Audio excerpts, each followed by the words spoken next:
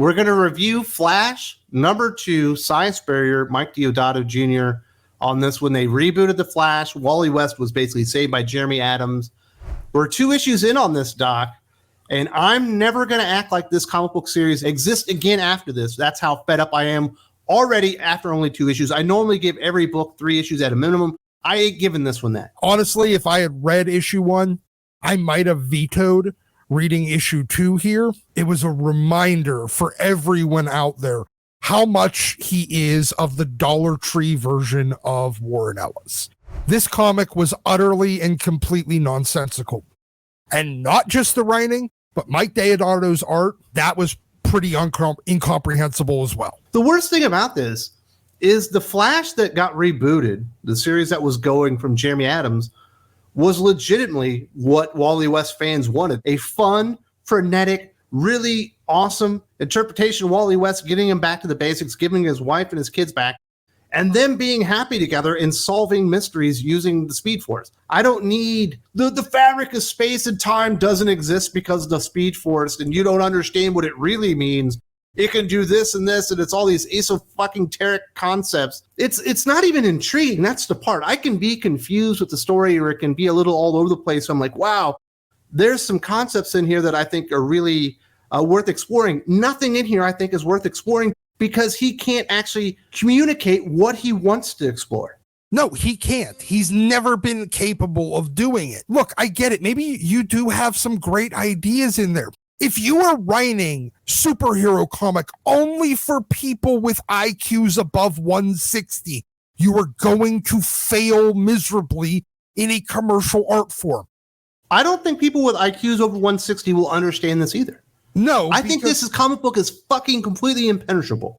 It really is, because you got these, you spend the entire issue trying to communicate some concept of stillness. You mentioned this. We'll talk about the art first with Mike Deodato, and it feels like he's following Si Spurrier's lead. Well, if I can't actually visually construct a story that makes sense and make it to where you're actually able to consume it and understand what's happening, I will just put gibberish on the page as well. And he's using all these types of techniques and stuff that certainly we've seen in a lot of art. You know, the different panels where the pages are broken up. Normally, that kind of indicates time change or speed or something like that. Totally makes sense for the Flash here, but it's really just breaking up entire pages into little panels and stuff just to be artsy fartsy. It actually doesn't execute anything that an artist would normally use these concepts for. It's just there to make the book look more complicated than it really is. He does it in a way that makes it almost impossible to figure out the panel order. And I feel like that's intentional, just to have this whole like everything and everywhere and every when is occurring simultaneously. So it doesn't matter what order you read it, because it only has to work in this order from our perspective. But for these other entities in the universe and all the other entities that might read this comic on some other plane of existence, it would work better in this other panel order that you could also read this in. It's just laziness masquerading as creativity. It absolutely looks stupid. And I see so many people reviewing this, like professional reviewers, on Comic Book Roundup, calling it, this is amazing art, 10 out of 10. Why is it amazing? What is he actually accomplishing with any of this stuff? All it is doing weird shit for the sake of weird shit, because it's a doing weird shit comic. That's all it has to come down to. The simplest explanation is the fucking answer. We got introduced to this character last time. I think his name is the Uncoiled. He looks like this weird alien that's got shards of a mirror coming out of him or something. He kind of just showed up when Gorilla Grodd and his gorillas were setting up these transport elements that took a bunch of police officers apparently into geosynchronous orbit around the sun. But he's fighting Gorilla Grodd and he's kind of beating him up. And then Wally West decides to run like into him. But once he's done, he like shatters, he reconstructs himself and keeps beating up this gorilla thing. I don't know what this character is even supposed to represent, let alone the threat that it represents to the comic book universe. I feel like it's supposed to be some sort of other universal or dimensional being who we can't even comprehend what he looks like because he exists on a plane of existence that our minds can't comprehend. It's that Lovecraftian bullshit again that Si Spurrier likes sticking in this just to prove that he's smart. But all it really is an excuse for the artist to draw something that's incomprehensible and claim that, well, it's only incomprehensible because our minds don't exist on the right plane of reality. It's a giant alien with some weird dildo-shaped head that just has appendages that jut out from all angles that don't seem to make any sense. But it justifies Si Spurrier doing weird stuff for weird's sake because, look, even the alien's weird. Yes, exactly. That's really what it comes down to. Absolutely. We get a new concept in this one. I guess these guys are going to be main players, and one of the big things being introduced in this Flash run, which I do not believe will last very long. I think this will likely be an enormous jumping off point for more people than just myself. But he gets put into one of these stasis bubbles that happened to the police officers in the previous issue. He ends up being in a geosynchronous orbit around the sun, and he's rescued by the Stillness, who are a bunch of entities that obviously do not operate under the same constraints of time and space and all that kind of stuff. And him being Wally West is not exactly what they were looking for, but he's the best conduit or whatever it is that they've got. And they bring him back to Earth and rescue him and then kill the Uncoiled. I don't know how they did it. I don't know why they did it. And I don't even know really what the end game of this is, but they are there and they rescued him and they are called the Stillness, and he's the Flash and he's the Speed Force.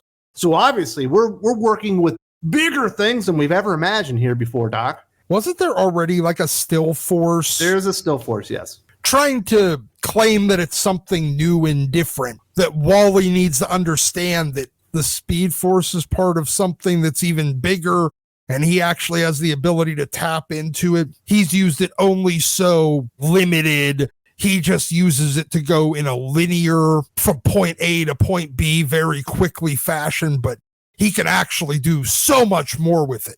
Jesus, we've seen this done a million times, and all it ends up doing is making the Flash a little more overpowered. And when we see it done by good writers, it can be additive to the character.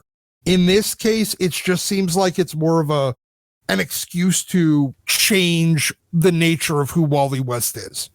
So yeah, as you mentioned, he does get a little overpowered, and at the end, it turns out he's figured out that what Gorilla Grodd and his troops that are like teleporting around the city are doing is they're creating, is it a hexagon or a pentagon?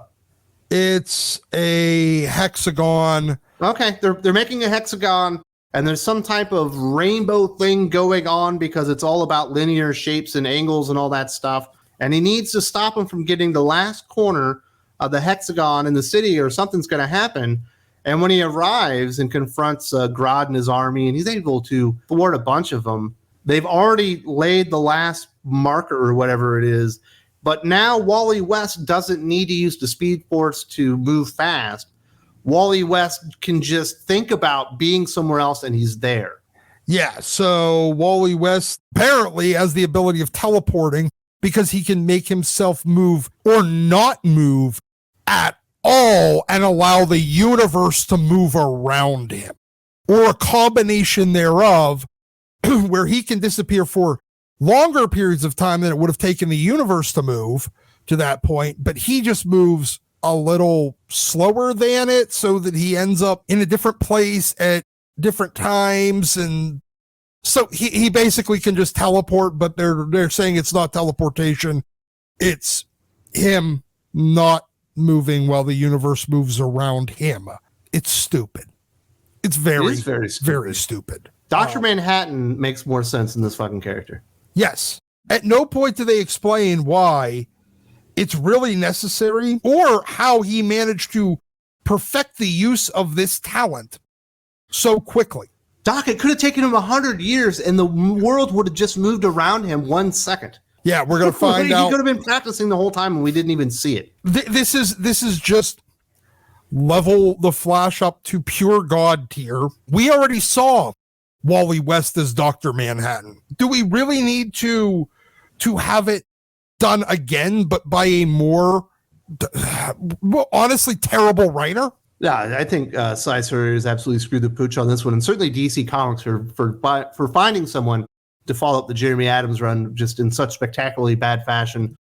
Unless Wally West becomes trans or gay or something, I'm never going to look at this book again. I'm never even going to consider reading Flash until Si Spurrier is so fucking far away from the character in the title that it's not even funny. I wouldn't even subject you to another fucking review of this. If this leads into anything bigger or crossover, I will completely ignore that as well, because I have less than zero fucking interest in this book whatsoever. The only reason we reviewed it is because I accidentally went and read it and I was like, oh my God, it got worse. I have to hear what Doc says about this. You know, you've been reading for so much longer than me. Perhaps you could get your fucking mind around what's actually being presented here. And it turns out it wasn't just me. It wasn't because I haven't been reading as long as you. Nobody with two fucking functioning brain cells understands what's going on here. But we're the only ones willing to admit this is fucking gibberish and bullshit. There's a lot of people out there that when somebody goes for high concept, they're unable to admit that that person completely missed the mark. So they will find ways to rationalize it, because the alternative is them admitting or them believing and leaving themselves open to the criticism of, well, you're just not smart enough to understand it. No, look, we're smart enough to understand it when it's written in a comprehensible way, but when it's just stupid bullshit and mindless gibberish, that's when we go, somebody has to be willing to stand up and say, this is stupid and it doesn't make any sense. And we're the ones. I'm not even willing to give this one a score because it doesn't fucking deserve it. It didn't even earn me to think enough about this comic book to go, yeah, it's a 0 out of 5. No, I'm going to give it a score. I'm going to give it a score that would work for Si Spurrier. Square root of G. That is your score. Figure out what the fuck that means, you dumb son of a bitch. Just when it seemed like Wally West, the Flash, had finally come back, we got the family back together. He's got Jai, Iris, Linda. We've even got another member of the Flash family, DC came in. They stepped on their own dicks once again. They gave the book to Si Spurrier, who's taking it in a direction that doesn't make sense for any character in the DC universe, let alone the Flash. Absolutely silly shit here. And Wally West truly is the character that DC Comics love to hate. I had this conversation a while back. It's about 30 minutes talking with Joe Corallo about Wally West and why DC Comics keep doing him dirty. There's also a link in the video description.